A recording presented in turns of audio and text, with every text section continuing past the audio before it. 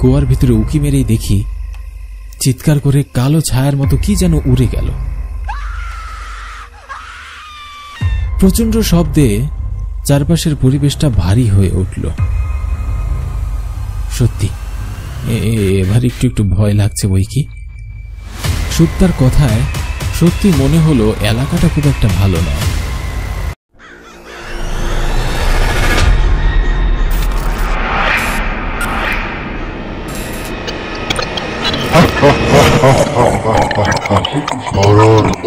বাংলা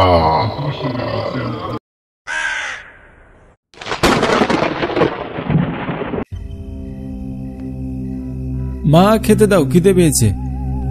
এসেছিস বাবা? কতক্ষণ তোর পথ চেয়ে বসে আছি। তাড়াতাড়ি খেতে দাও, পেটের ভিতর ইঁদুর দৌড়াচ্ছে। তোমা হাত মুখ ধুয়ে ঘরে আয়, আমি খাবার বাড়ছি।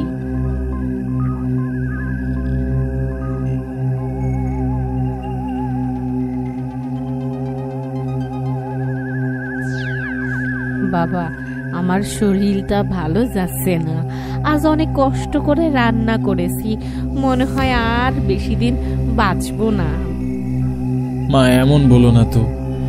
বাবা, এবার তুই একটা বিয়ে কর। মা, আমি এখন বিয়ে করব না। আমি আজ আছি, কাল নেই। তোর বউ দেখে যেতে পারলে আমি মরে গিয়েও শান্তি পাবো, নিশ্চিন্তে ঘুমাতে পারবো যে তোকে কেউ দেখার মতো আছে। পরে দেখা যাবে। সবসময় এসব নিয়ে চিন্তা করলে শরীর আরো খারাপ হয়ে যাবে। অনেক রাত হয়েছে, যাও গিয়ে ঘুমিয়ে পড়ো। আমি অজয়, বিদেশ থেকে 2 মাসের ছুটিতে বাড়িতে এসেছি। দেশে সবকিছু ছেড়ে প্রবাস জীবন কি আর ভালো লাগে? বিদেশে গিয়েছি ভালো চাকরির আশায়। পরমা হলো আমার গার্লফ্রেন্ড। আমরা দুজনকে অনেক পছন্দ করি, তাই আমি চেয়েছিলাম পরমাকে বিয়ে করে বিদেশে চলে যাব। বিদেশে যাওয়ার আগে ওর পরিবারের কাছে মা ও মেজ কাকাকে দিয়ে বিয়ের প্রস্তাব পাঠাই, কিন্তু বেকার ছেলে বলে পরমার বাবা তখন বিয়ের প্রস্তাব ফিরিয়ে দেয়। আমি পরমাকে কথা দিয়েছিলাম বিদেশে গিয়ে নিজেকে প্রতিষ্ঠিত করে তুলব। তুমি আমার জন্য শুধু অপেক্ষাটা করো। পরমা আমাকে কথা দিয়েছিল সে আমার জন্য অপেক্ষা করবে। অল্প কিছুদিনের মধ্যে সবকিছুর মায়া ত্যাগ করে কাজের সন্ধানে আমিও বিদেশ চলে গেলাম। সেখানে গিয়ে ভালো বেতনের একটা চাকরি পেয়েও গেলাম। বিয়ের জন্য টাকা পয়সা গুছিয়ে 2 বছর পর দেশে এসেছি। বিদেশ থেকে এসে শুনি পরমার নাকি বিয়ে হয়ে গেছে। আমি চলে যাওয়ার পর পরমার বাবা জোর করে অন্য জায়গায় তার বিয়ে ঠিক করে দিয়েছে। দেশে এসে পরমার বিয়ের খবর শুনে খুব কষ্ট পেয়েছি। ভেবেছি আর কোনোদিন বিয়েই করব না, কিন্তু মায়ের শরীরটাও যে ভালো নয়। আমি চলে গেলে মা যে একা থেকে যাবে, তাই ইচ্ছা না থাকা সত্ত্বেও আমি বিয়ে করতে রাজি হয়ে গেলাম।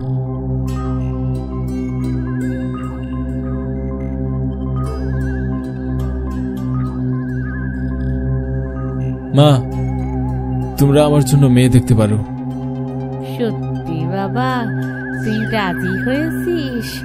তোর মেজ কাকা পাশের গ্রাম মহেশপুরে একটা মেয়ে পছন্দ করে এসেছে। তুই যদি রাজি থাকিস তাহলে কাকার সাথে গিয়ে মেয়ে দেখে বিয়ের দিনক্ষণ ঠিক করে আয়। ঠিক আছে, আমি বিয়ে করতে রাজি। আমার কথা শুনে মা অনেক খুশি হলো। মায়ের মুখের হাসি দেখে সব কষ্ট ভুলে গেলাম।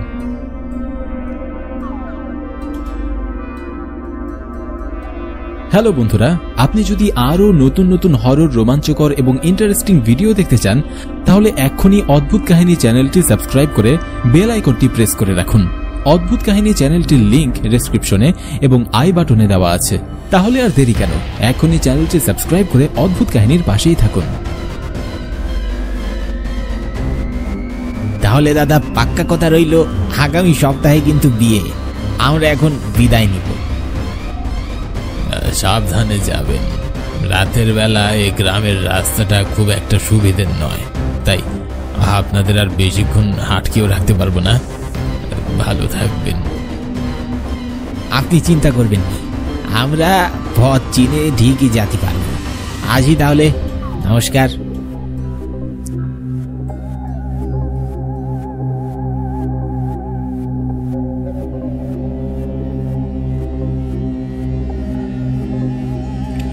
বাবা, মেজ কাকা আর আমি তিনজন মিলে বিকেলে এসেছিলাম মহেশপুর গ্রামে মেয়ে দেখতে। মেয়ে দেখে পছন্দ হলো সবার।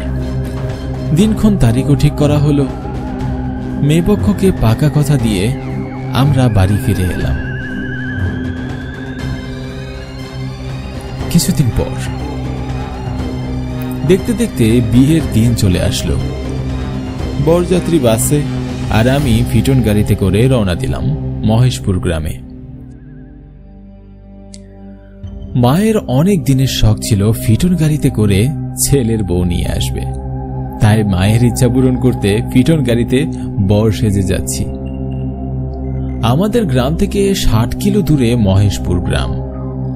বিকেল নাগাদ আমরা পৌঁছে গেলাম বিয়ে বাড়ি। মেয়ের বিয়ে বলে কথা, মেয়ের বাবা যথাসাধ্য চেষ্টা করেছে, আয়োজনে কোনো ত্রুটি রাখেনি।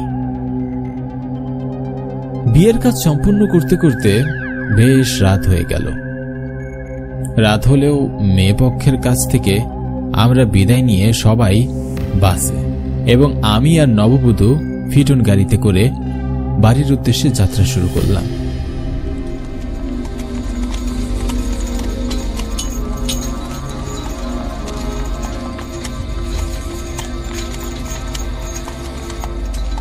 শ্বশুর মশাইয়ের কাছ থেকে শুনেছি সন্ধ্যা লাগলেই নাকি এই গ্রামের মানুষজন বাইরে আর বের হয় না, তাই তিনি আমাদের সাবধানে বাড়ি যেতে বললেন।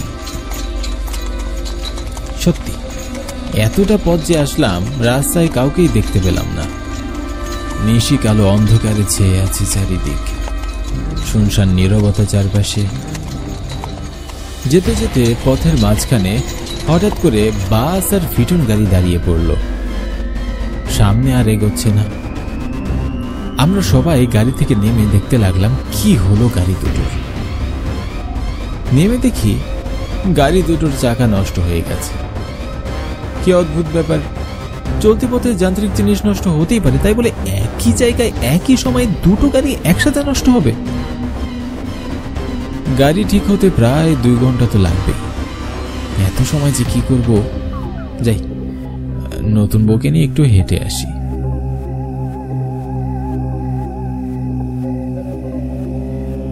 বউ চলো, তোমাকে নিয়ে একটু ঘুরে আসি সামনের দিকে। গাড়ি গাড়ি কি হয়েছে? গাড়ির চাকা নষ্ট হয়ে গেছে, ঠিক করতে সময়ও লাগবে। এত সময় তো আর বসে থাকা চলে না, চলো হেঁটে আসি। এত রাতে এদিকটার পথ বেশি ভালো না। সব কুসংস্কার ভূত প্রেতে আমি বিশ্বাস করি না, ভয় পেও না সুপ্তা, আমি সাথে আছি তো। আমার কথায় সুপ্তা আশ্বস্ত হয়ে সাহস পেল রাতের আধারে গ্রামের চারপাশটা ঘুরে দেখার। বাইরে ঘুটঘুটে কালো অন্ধকার, অন্ধকারে আশেপাশে কিছু স্পষ্টভাবে দেখা যাচ্ছে না। হালকা শীতল হাওয়া বইছে, শীতল বাতাসে আধারে পথ চলতে বেশ ভালোই লাগছিল। হাঁটতে হাঁটতে আমরা গ্রামের বেশ খানিকটা ভিতরেই চলে গেলাম। পথে পাশে একটা কুয়াও দেখতে পেলাম। সচরাচর এমন কুয়া খুব একটা দেখতে পাওয়া যায় না। অনেকদিন পর কুয়া দেখে মনে হলো খুব আগ্রহ জাগলো কুয়াটা দেখার। দুজনে কুয়াটার কাছে গিয়ে দাঁড়ালাম। কুয়ার ভিতরে উকি মেরেই দেখি চিৎকার করে কালো ছায়ার মতো কি যেন উড়ে গেল। প্রচন্ড শব্দে চারপাশের পরিবেশটা ভারী হয়ে উঠল। সত্যি এবার একটু একটু ভয় লাগছে বই কি। সুপ্তার কথায় সত্যি মনে হলো এলাকাটা খুব একটা ভালো নয়। আমি ওখানে 1 মিনিটও আর দেরি না করে সুপ্তাকে নিয়ে বাস যেখানে ছিল সেখানে চলে এলাম। এসে দেখি সেখানে একদম ফাঁকা। বাস, মানুষ, রিটার্ন গাড়ি কিছুই নেই। চারপাশটা একদম খা খা করছে। ভুল করে অন্য জায়গায় চলে আসলাম না তো? না, এখানেই তো সবাই ছিল। গেল কোথায়? আর একটু সামনে এগিয়ে দেখি একটি বাস উল্টে পড়ে আছে। কাছে যেতেই দেখি এ তো আমাদের বরযাত্রীর বাস। বাসের পাশে অনেকগুলো লাশ পড়ে আছে। লাশগুলো সব রক্ত মাখা, কারো হাত নেই, কারো পা নেই, মাথা কাটা, বিভৎস সব লাশ। এইসব দেখে আমার শরীরটা ভার হয়ে আসলো।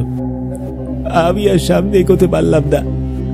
মনে হচ্ছে কে যেন আমার পা ধরে রেখেছে। শরীরে কোনো বল পাচ্ছিলাম না। এমন সময় আমার কাঁধের উপর কারো হাতের স্পর্শ পেলাম। পিছনে ফিরে তাকিয়ে দেখি আমার ছোট চাচা। কি ব্যাপার? ছোট চাচা আসলো কোত্থেকে? কেবলই তো দেখলাম এখানে কেউ নেই। আমাদেরকে একা রেখে কোথায় গিয়েছিলি? কোথাও না তো। এই আশেপাশেই তো ছিলাম। তোমরা সবাই কোথায় ছিলে? এখানে তো আমি একটু আগেই কাউকে দেখলাম না।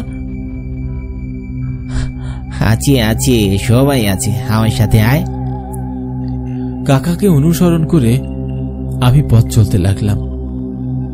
যেতে যেতে জঙ্গলের ভিতরে চলে আসি। কুচকুচে কালো অন্ধকার চারিদিকটা। এরই মাঝে শিয়ালের ডাক শোনা যাচ্ছে। যতই জঙ্গলের ভিতর যাচ্ছি তত আধারে লুকিয়ে যাচ্ছে সব। আমি আশপাশটা তাকিয়ে হাঁটতে হাঁটতে কিছুটা সময় পর দেখি ছোট চাচা আমার সাথে আর নেই।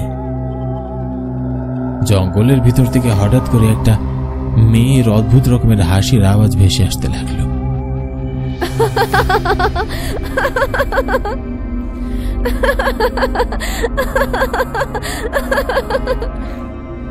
এমন গহীন জঙ্গলে মেয়ের হাসি!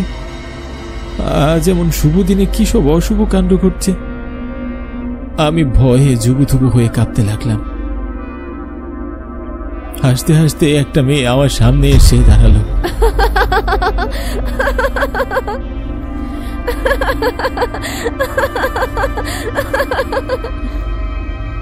চুলগুলো দিয়ে মুখ তার ঢাকা। তার চেহারা খুব একটু স্পষ্ট বুঝতে পারছিলাম না। এত তাড়াতাড়ি আমাকে ভুলে গেলে? কে কে আপনি? আমাকে চিনতে তো এখন এত কষ্ট হবে তোমার? সব স্মৃতি এত সহজে ভুলে গেলে? কে আপনি? কথাটি আবার জিজ্ঞাসা করতে মেয়েটি, পরমা তুমি? হ্যাঁ, আমি। এত রাতে তুমি এ জঙ্গলে কি করছো? তুমি চলে যাবার পর আমার বাবা জোর করে অন্য জায়গায় আমার বিয়ে ঠিক করে। আমি এই বিয়ে কোনোভাবেই মেনে নিতে পারিনি। আমি তো তোমাকে ভালোবাসতাম। তোমাকে ছাড়া অন্য কারো সাথে ঘর করার স্বপ্ন আমি দেখি। তাই বিয়ের দিন সকালে আমি পুকুরে ঝাঁপ দিয়ে আত্মহত্যা করি। তারপর থেকে আমার আত্মা এই জঙ্গলে বাস করে। মনে আছে, তুমি আমি দুজনকে কথা দিয়েছিলাম একে অপরকে ছেড়ে অন্য কারো হব না। আমি আমার কথা রেখেছি, কিন্তু তুমি কি করবে? বিয়ে করে তুমি তোমার ওয়াদা রাখতে পারলে না।